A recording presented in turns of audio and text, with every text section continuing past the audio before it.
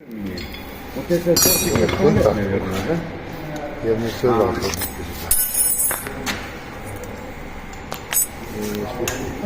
По-новому как-то, блядь. По-новому, кстати, поставить.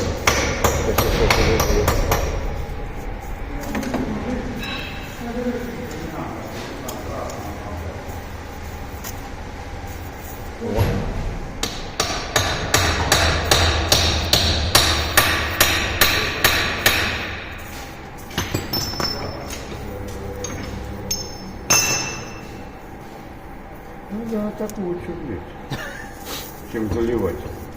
Так, уж заливать оно же не прилипнет. Ну, мы шуруп вкручивали, чтобы было зацепиться, блядь. Хорош. Воду давай.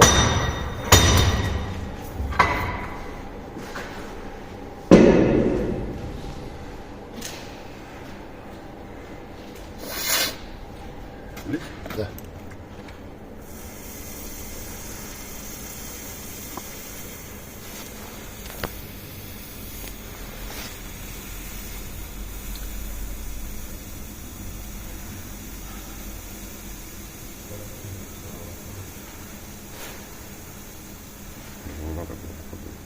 Ничего страшного не будет. Это свинец, он не закалится. Так. Эй, блин. Борис, у тебя вот вот этот бортик не оставлять?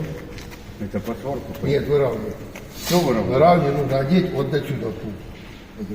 А, вот так вот Да. задеваем, а потом... Да, там- тут двухрядный подшипник стоит. А, ну все, как до бы. края. Да, да, да.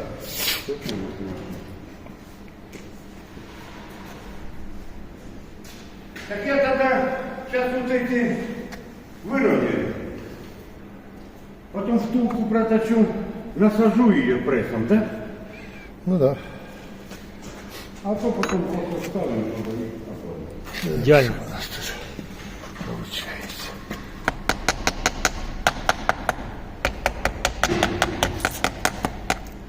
Варево. Всем спасибо, всем пока.